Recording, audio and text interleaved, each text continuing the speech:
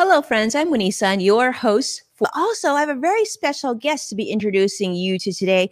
He's new on my network, too. I'm just meeting him for the first time just moments ago, and I think you're in for a treat. He's the founder of the American Union, which is a union of swing voters joining forces to demand a better social contract. Interesting, right? I thought so too. Introduce you to my guest. Brian Winters is a founder of the American Union. Okay. As we mentioned earlier, the American Union, a union of swing voters joining forces to demand a better social contract. What's that mean? We're going to hear from Brian in just a moment. He's inspired by years of his work, but more importantly, I want to bring him to stage. I want you to get a chance to get to know him and to hear his story directly. Brian, how are you? Welcome to the show.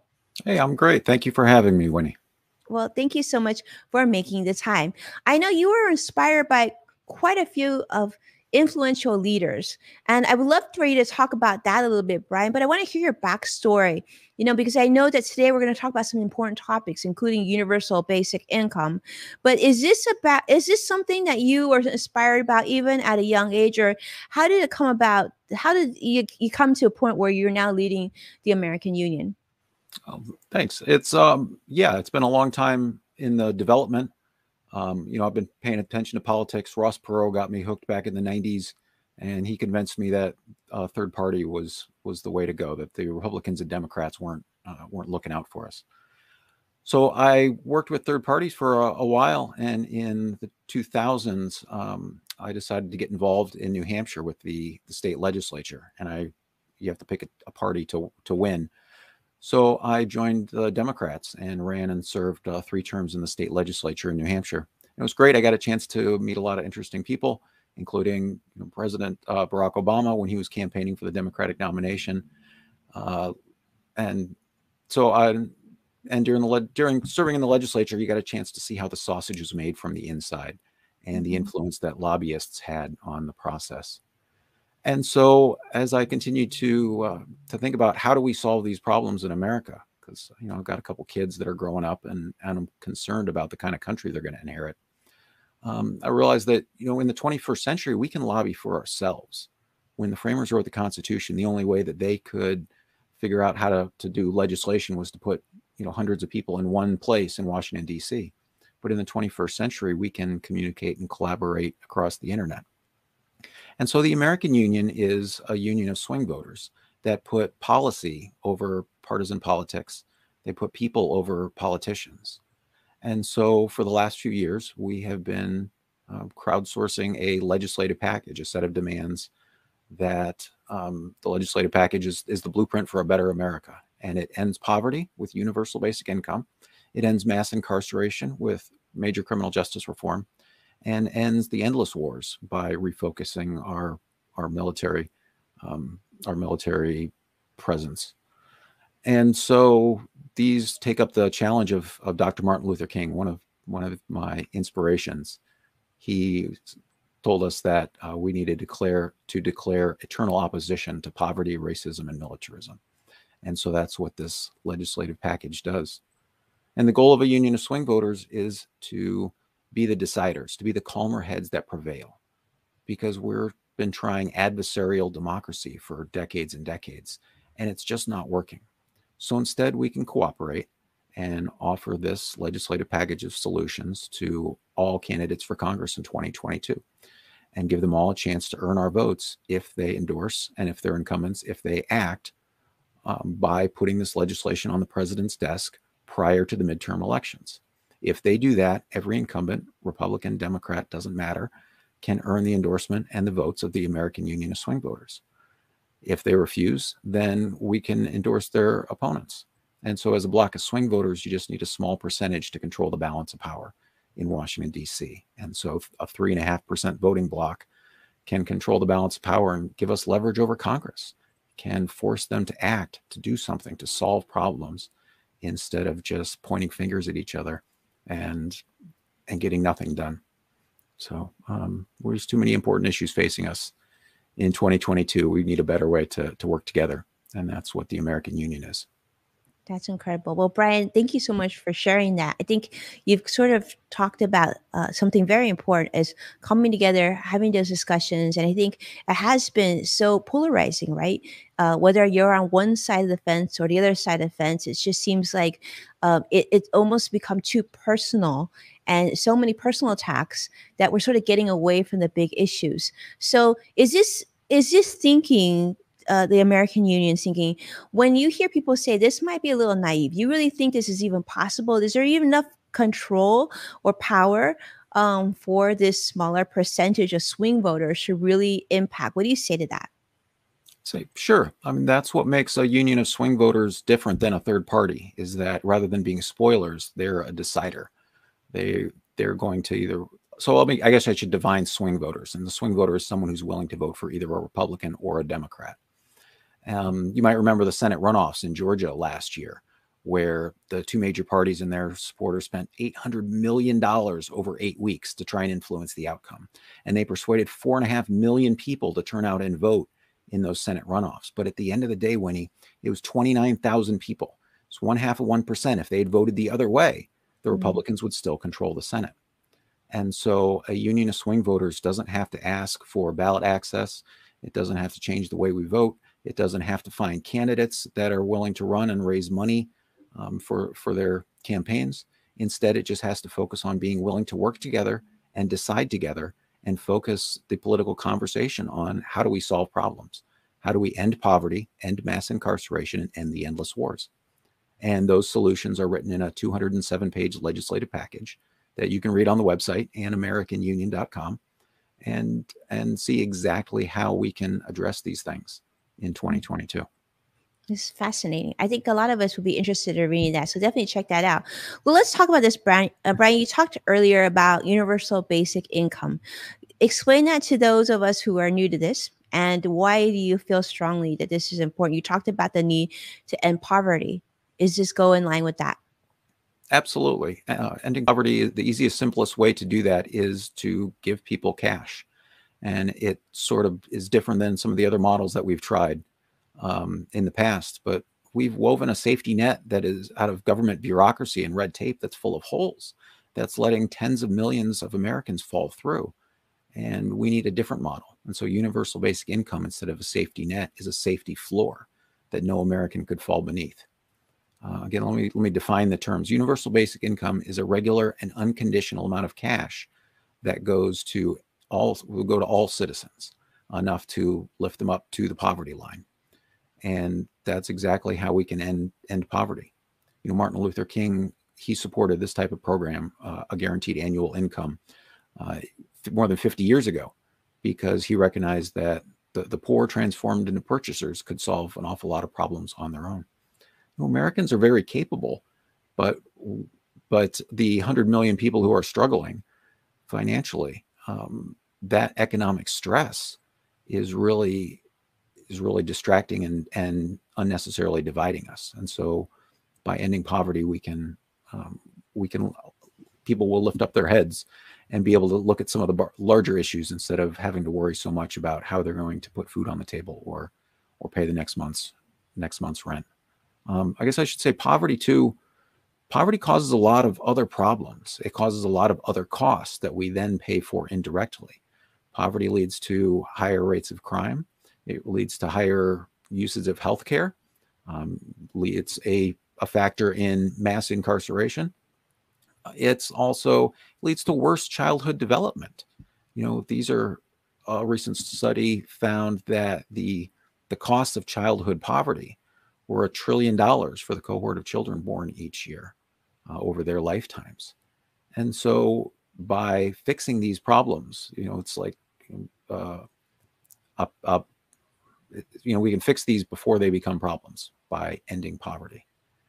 Yeah, fixing things before it become problems. I know, I've read a lot of reports where they say like, just getting basic necessities for the poverty stricken is so much red tape, right? There's so many meetings you have to go to, so many people you have to deal, so many hoops you need to jump through to get basic needs. So, for those who are listening to this and saying, well, universal basic income, what does that mean for me? Someone who's working, right? who also has to juggle their own families and taxes and whatnot. Does this translate to higher taxes for you and I? And how would you think this will impact concerns that Americans are facing today, like inflation? Yeah, those are great questions. So the answer is first, yes, it's universal. So under our legislative package, every adult would receive $1,300 a month, and plus 1/3 of that, $433 for every child. And so that's enough to lift every person, every American family up above the poverty line in America, ensure that they have at least enough to meet their basic needs. $1,300 a month is not a luxurious standard of living, but it lifts everybody above the poverty line. There are taxes involved, specifically a 12% value added tax, which most other industrialized nations use. And so that serves as sort of a clawback, which means that basic income sets an economic floor. And then the more you spend, the more you consume, that 12% value added tax sort of claws back your universal basic income. So that at some level of prosperity, you'll have paid back your universal basic income, the amount. And then at that going forward, then you'll be paying more than you'll be receiving back. You probably know a lot of billionaires find ways to avoid paying income taxes, right? They declare, they loan themselves, they loan money or borrow money on their stock options, and they do things so that they don't have actual income, but they still spend. And so a consumption tax will make sure that the people who are spending millions and millions of dollars are also paying forward into the American economy through a value-added tax. So So we that's a estimate pretty for a high family. tax, though, right? That's a pretty high tax, Brian. Well, it's about half of what the European standard is. So we estimate that for a family of four, that break-even point is around $250,000 a year. A family of four under this legislation would receive $41,600 a year, and at $250,000 of spending would have paid that back through higher taxes. But for the 80% of Americans they're American families that make less and spend less than that, then they will make sure that they have enough to meet their basic needs, and that when we pledge with liberty and justice for all, it's really not true for kids growing up in poverty that they don't have the same opportunities if they're in unstable housing, if they're moving around, and so we can fix those problems by eliminating poverty with universal basic income. Now, Brian, you talked about every American family, right? Even those who, let's just be honest, like the Elon Musks of the world, even his family. Yes, every American family. So this program is the American Union Jobs Program. It'd be administered by the Social Security Administration, and it would be a reminder that as Americans we have duties to each other. This isn't money from nothing. This is money to be a better American.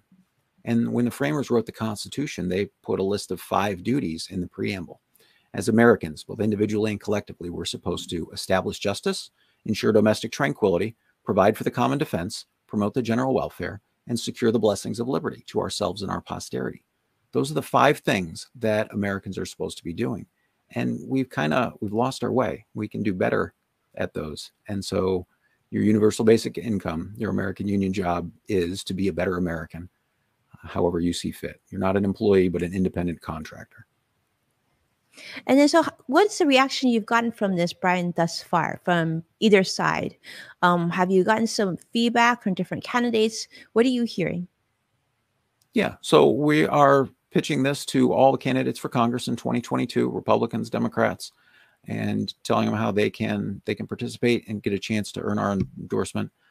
Some of the questions that are the same ones that you're asking, right, is what happens? Will people stop working? Will people just decide to live off $1,300 a month? And no, the poverty line, again, isn't a luxurious place to live. Mm-hmm. There was a basic income pilot program in Stockton, California, a couple years ago. And what they found was there are 2 groups. One group got a $500 unconditional cash stipend for 2 years, and the other control group didn't. And what they found was that after the first year, is that the people who got the basic income had a 12% increase in their rate of employment compared to a 5% increase for the control group. People like to be productive. People like to do things. If you think about incarcerated Americans that the punishment would be, we're going to take your job away if you don't behave. Jobs are rewards. And so people have a desire to build and create. Universal basic income isn't going to take that away, as much as it will allow people to find other and new ways to be creative, to start businesses, to spend more time building up a new source of income, whether through YouTube channels or podcasts or starting their own business. It'll unlock those opportunities for so many people. Interesting. Yeah, very interesting. Yeah. So talk about this. I know you talked about personal treasury accounts. What's this, and why is this something we should think about too? Yeah. So the way that this program would be set up is through the United States Treasury, and they would set up a bank account for every citizen and deposit $1,300 a month for adults, $433 for kids into people's account each month through Treasury dollar bills, a new digital asset that is backed up by the credit of the United States. So it's digital cash that you can spend with a credit card, that you can transfer to anyone else with an account. You can use to pay your taxes. You can pay your bills. It's just like cash, except it's digital only. And this would create a public payment infrastructure so that in the 21st century, people can send money back and forth without having to pay bank fees. And just as importantly, bring every American into the banking system through the U.S. Treasury. So right now, you've got millions and millions of people who are unbanked, and they're often, I guess I want to say, victimized by predatory loans and payday loans kind of things.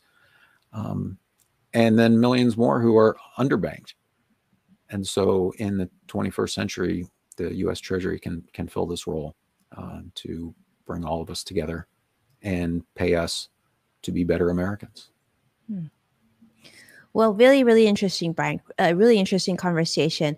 I mean, it's wonderful to think that there's still optimism out there that we can make this change. And when someone hears this and they say, Brian, do you feel like this is a little naive, a little bit too hopeful? Maybe if this doesn't happen, what would be the next step that could kind of take us closer to what you're talking about? Well, Winnie, something has to change in the American economy, right? We've got automation and AI that are making it so we need less and less human labor. And that's a good thing. But the problem is that as there's the same number of people competing for less and less jobs, that it's driving down the price of wages, driving down the price of labor. And it's making harder and harder for people to meet their needs, to raise a family. And so universal basic income addresses that by skipping right to ensuring that people have enough to meet their basic needs, so that people can quit their second job, so that families can decide whether or not they want to have one parent stay home with their kids, give them more flexibility and more opportunities to do those things. Because it's not all just about gross domestic product, and it's not all about dollars and cents. There's so many quality of life issues that get lost when we just focus on the dollars. It's the parents who are there to be able to read to their kids at night. It's being able to have time to play catch, or to do the other things that make our community strong, volunteering for the PTA or coaching a little league team. These are all valuable things, but they're not employment. And so we need to recognize the valuable work that people already do, that even if it isn't employment, and universal basic income is a way of recognizing and empowering that. Well, I think a lot of people are really happy to hear you say this, Brian. I actually see a lot of positive comments coming in. I think Vicky is saying spot on, Brian. I think, I'm curious to hear, and I think I know the answer to this, but I still want to hear from you, Brian. So the concept of the 4-day work week here in the United States, is us on your radar? How do you feel about this? Is something that we could get to? Absolutely. The 40-hour work week was something that we won 80 years ago as part of the New Deal, when productivity had increased, where we didn't have to do 10, 12 hours a day, 6 days a week anymore. And so 80 years later, productivity has increased again. And so the 40-hour work week can certainly be ratcheted down. And universal basic income doesn't force anyone to work less. It gives people more options, gives people more choices, so they can decide what works best for them. When I was young, I liked to work lots of hours. I worked 70, 80 hours a week, worked multiple jobs. And now that I'm older, I prefer to have more free time, leisure time with my kids, that kind of thing. And so universal basic income just gives people choices, gives people freedom, gives them the ability to make their own decisions about their own life without the government micromanaging it and telling them what their needs are. It helps people choose for themselves. Helps people choose for themselves. I mean, I think one thing we can all agree of, regardless of which party and which side you're at, is that we certainly here in the United States have a homeless issue. We have a poverty issue, and at the one of the richest nations in the world, right? We have an issue, and I think we would all agree, just from a humanity standpoint, we would like to see our neighbors not suffer, and so. Perhaps this is a way that we can, think about things a little differently, and maybe empathy will be on the ballot in 2022, which would be pretty exciting, Brian. So, I mean, thank you so much for sharing this with us. Is there anything else that I didn't ask you yet? No, you Share. make a great point, that the quality of life that around us is again one of those intangential things that maybe Elon Musk will be paying far more in the value added tax than he'll be receiving in universal basic income, but it's still going to improve his quality of life when he looks around, in the neighborhoods, and he knows that everyone has enough money to meet their basic needs. That that we can finally address some of the homeless problem and things like that. There's a great book called The Spirit Level that looks how inequality in society drives a lot of other problems. And so again, this is not anti-prosperity. This is anti-poverty. Anti-poverty. And I think, Brian, we can all agree that, financial, especially we do know that financial anxiety is never a good thing. And those stresses are never a good thing. And everybody processes financial stress very differently. And depending on your demographic, depending on your tax return, how much money you make per month, all of that will impact what type of member of society you are. So I think that if we can reduce financial anxiety, I think we would all agree that we could reduce financial anxiety for more people. This could probably is just a good thing in general. Well, let's do this. I know many of you are excited to hear this. It's time for speed round, and we're going to go ahead and ask Brian to get involved with us here. I know Joshua joining us on YouTube. This is your favorite section of the show. It's so great to have Brian here with us. Brian, speed round is where we get to ask you two questions, and we give you about 2 minutes to answer them. So we would love to hear. Question number one is this, Brian. We know that April is Financial Literacy Month. So we want to know, what's the best financial advice that you've ever received, and who was it from? Oh, thanks. That's a great question. So before I got involved with the American Union, I was a general contractor for many years. So I ran my own business, and I think the best piece of financial advice that I got was from a contractor I used to work for, and he told me, you need to create value for people. That's what's going to make your business successful and your relationships successful. Is looking at what is the value that you bring to them. And not only just in business relationships, but personal relationships as well. And so that's the goal of the American Union, is bringing lots of people together in a way that creates value for all of us. Oh, we love that. We love having sharing value, right? Being kind to our neighbors. Okay, let's go. Now, question number two, Brian, is this. We believe that everyone has their sort of own yes factor, or sometimes people call it their own superpower. What would you say that your yes factor is? Well, it's not a super sexy superpower, but my superpower, I think, is digging into details. And so when I served in the legislature, I was one of those guys who would try and read through as many of the bills that we were voting on, kind of thing, even if it's not real glamorous. And so, you said a few minutes ago that you'd be interested in reading this 207-page legislative package, and you probably aren't. Reading legislation is not really glamorous, but it is something that I'm good at, and that I had help in crafting this legislative package in a way that all the details line up, that this is a ready to go proposal, that if Congress puts it on the president's desk before the midterm elections, then we can, as America, can celebrate. We can that we've ended poverty, ended mass incarceration, and ended the endless wars. And we don't have to have a bitter, polarizing election. We can come together as Americans around our constitutional duties and solving problems. And man, it would be a great outcome for 2022 coming out of the pandemic, wouldn't it? It would, and I like this hopeful thinking, Brian. We need more of this hopeful thinking. I'm hoping we have more positivity next election for sure, and I'm hoping you're right that people can come together and make decisions in a civil, kind manner.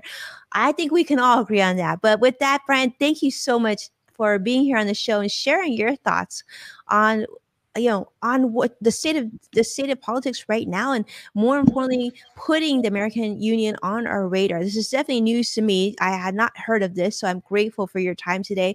And thank you all our friends today for watching and supporting our program and being here with